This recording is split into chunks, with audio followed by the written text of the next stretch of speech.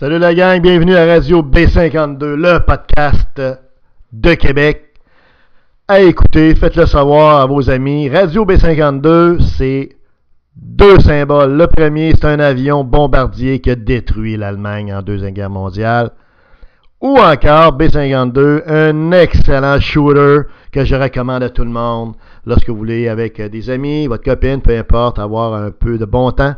Ça fait la job, comme on dit. Night Train au micro. Le présent podcast, c'est la chronique NFL. J'essaie toujours de faire une chronique originale, différente, mais qui va droit au but.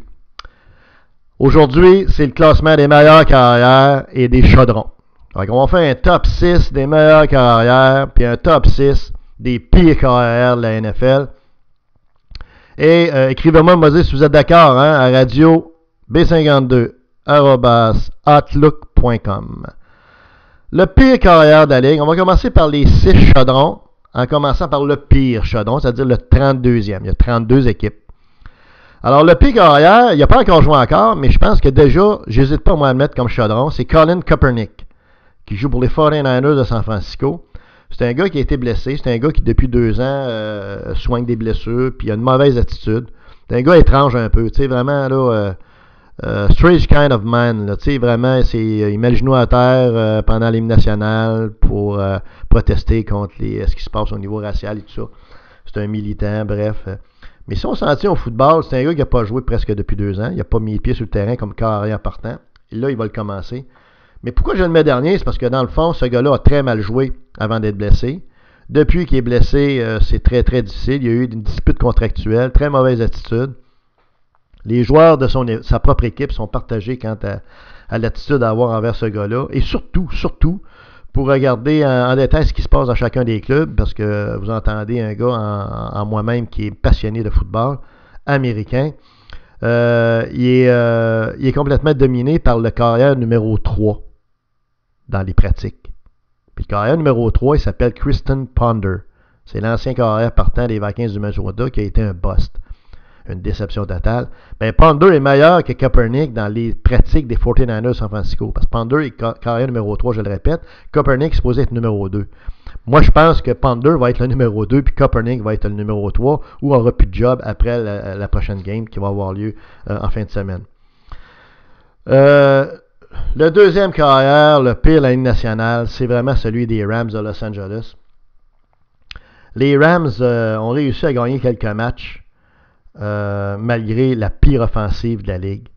Alors, c'est vraiment quelque chose. C'est vraiment là, chapeau à la défensive des Rams parce que c'est absolument épouvantable de voir jouer Case Keenum. C'est un gars qui n'a pas de bras. Écoutez, dans le dernier match contre les Bills de Buffalo, il a été intercepté 2 fois à des moments critiques dans la partie. Il y a une des 2 interceptions qui a été ce qu'on appelle en bon québécois un pick six, c'est-à-dire que le gars qui a intercepté le ballon de Keenum pour les Bills de Buffalo l'a retourné dans la zone début pour un toucher pour les Bills de Buffalo. Bref, ça va pas du tout pour Case. C'est sûrement un bon garçon, très aimé de ses parents, mais c'est un chaudron. Il y a un pourcentage de passe, d'efficacité au niveau de la passe qui est de 57%. Il y a plus d'interceptions que de passes de toucher. Alors, c'est malheureux, mais les Rams vont connaître une saison coup-ci, coup-ça, parce qu'ils n'ont pas de carrière. Or, je l'ai dit, je le répète, la position la plus importante au football américain, c'est la position de carrière, c'est le général sur le terrain, c'est le capitaine sur le bateau. Alors, si vous n'avez pas un bon capitaine sur le bateau, si vous n'avez pas un bon général sur le terrain, c'est just too bad. Ça ne marchera pas la patente. Fait que les Rams sont condamnés à mourir avec Case Keenum. Le troisième pire carrière de la Ligue actuellement, je suis obligé de le mettre, mais dans le fond, ce pauvre gars-là était classé 3e ou 4e carrière. Il s'appelle Cody Kessler des Browns de Cleveland. Écoutez, c'est que en fait, les carrières réguliers qui étaient RG3, notre ami RG3 a été blessé. Après ça, tu as le backup numéro 2, Josh McCown, qui était blessé à son tour. Je me demande même s'il n'y a pas... oui, c'est ça, David Whitehurst, c'est un autre carrière, le 3e carrière a été blessé. Bref, on se retrouve avec un journeyman, un gars qui devrait travailler dans la société civile, soit dans une épicerie ou quelque chose comme ça, peu importe quoi, là, qui s'appelle Cody Kessler. Fait que ce garçon-là, malgré sa bonne volonté, là, c'est le 4e carrière des Browns de Cleveland. Vous comprendrez que tous les carrières numéro 4 de la Ligue nationale de football sont généralement beaucoup plus près d'être médiocres que d'être excellents. C'est le cas de M. Kessler. Alors, souhaitons-lui que les dommages ne soient pas trop violents, mais ça regarde très mal pour les Browns de Cleveland. Le 4e pire carrière de la Ligue, et ça c'est pathétique, c'est Ryan Fitzpatrick des Jets de New York. Écoutez, c'est un mystère pour moi que Fitzpatrick, qui a joué dans d'autres clubs avant, notamment avec les Bengals de Cincinnati, c'est un mystère pour moi que ce gars-là soit carrière régulier. Écoutez, dans le dernier match contre les Steelers de Pittsburgh, il a fait un grand total de une seule passe de toucher. Écoutez, il y a 10 interceptions, puis 5 passes de toucher seulement. Vous voyez un peu, ça c'est un ratio qui est important, là. Vous comprendrez que ça devrait être l'inverse, ça devrait être 10 touchés, puis 5 interceptions seulement. Mais lui, c'est le contraire. C'est pas compliqué, il se fait intercepter tout le temps.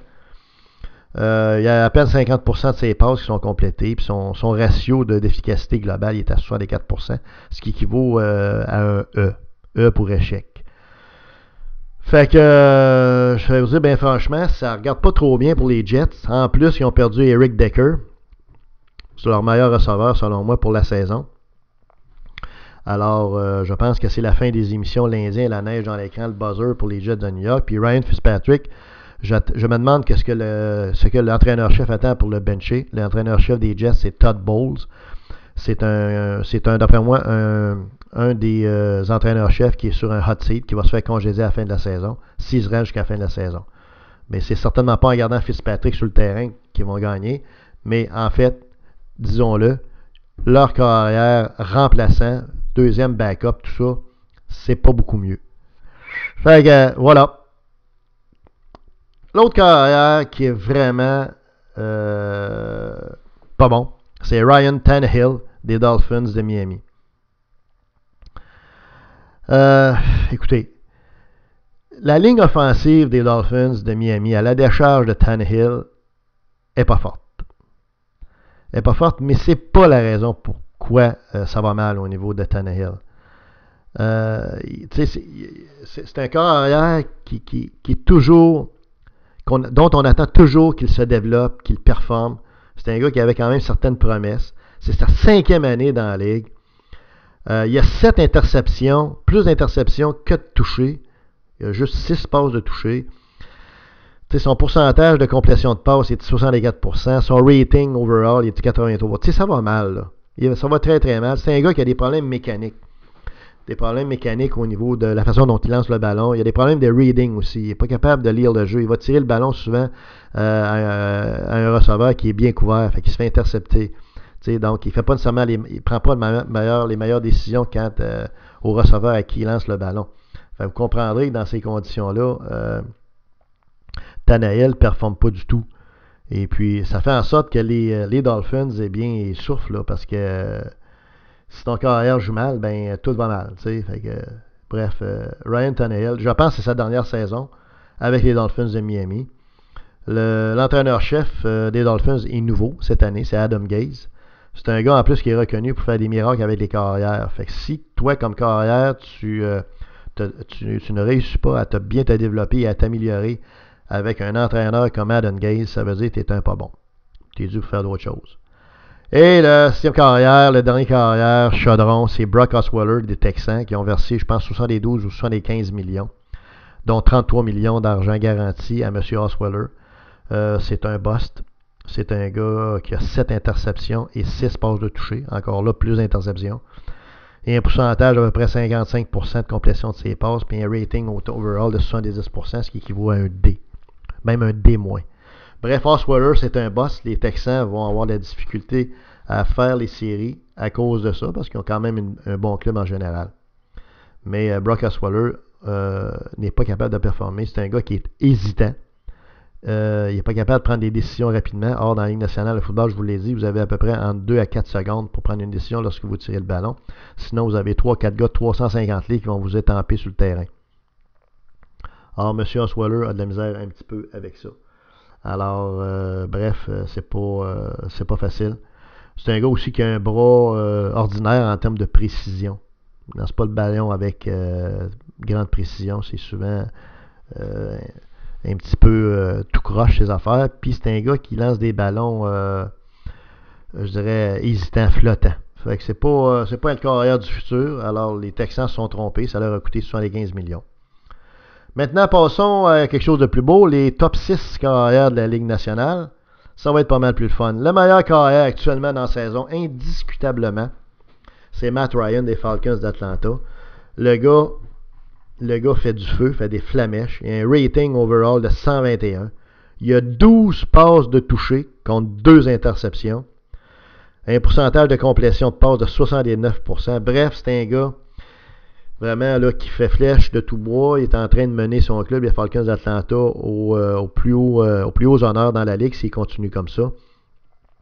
C'est lui qui a tiré pour le plus de verges dans la Ligue. Il a 1740 verges. C'est lui qui a la moyenne de verges par passe la plus élevée, 10 verges. Les premiers essais, 975. Bref, c'est un gars qui excelle actuellement au plus haut niveau. Matt Ryan. Numéro 2, Ben Roethlisberger. Big Ben qui a détruit les Jets de New York au dernier match. 380 verges, 4 touchés.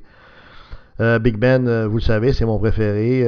Il y a 15 passes de toucher, seulement 4 interceptions.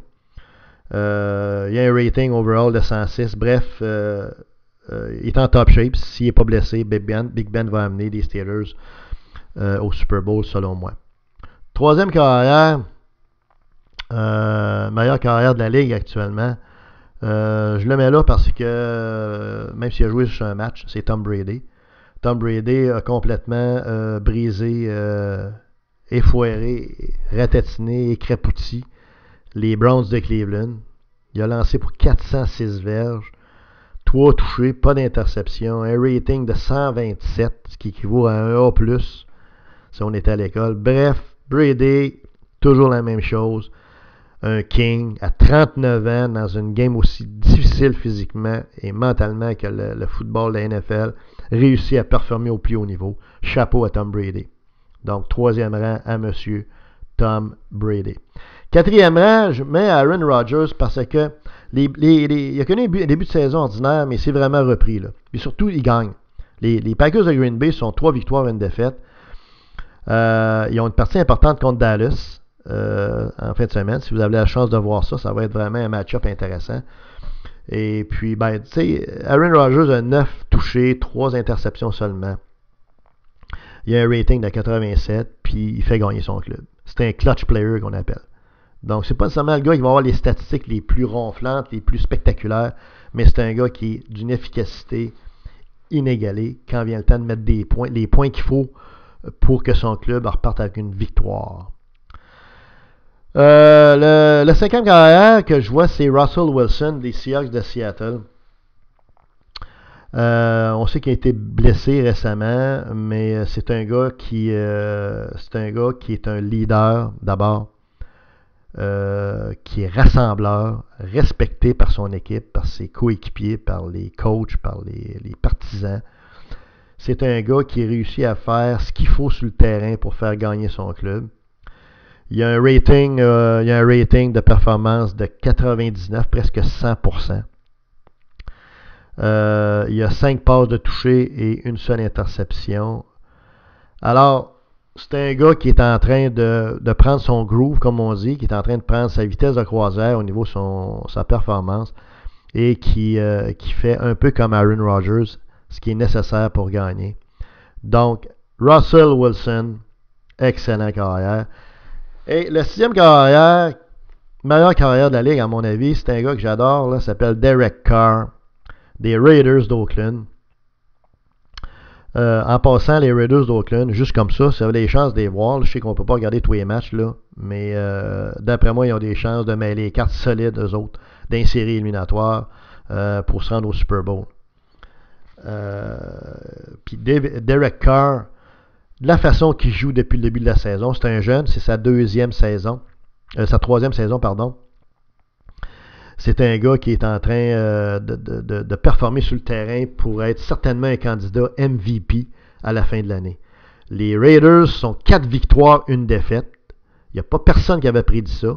Les gens avaient prédit une bien meilleure saison aux Raiders, mais pas nécessairement aussi spectaculaire et aussi gagnante que ça. Le gars, il tire pour 300 verges et plus dans 2 games de suite. Dans la dernière game contre les Chargers, notamment de San Diego, il a réussi une remontée incroyable là, qui demande vraiment les nerfs solides puis qui demande un gars qui est vraiment top shape. Là. Le gars a un ratio de 102 overall. Il y a 11, écoutez bien ça, 11 touchés et seulement 2 interceptions. Ça fait que ça, c'est un QB solide. Derek Carr des Raiders à surveiller. Le gars peut amener son club aux plus grands honneurs, à n'en pas douter. Alors voilà, c'était mon top 6 des meilleurs carrières de la Ligue nationale de football et des 6 chaudrons de la Ligue nationale actuellement dans cette présente saison. Merci tout le monde d'avoir écouté Radio B52. C'était Night Train au micro.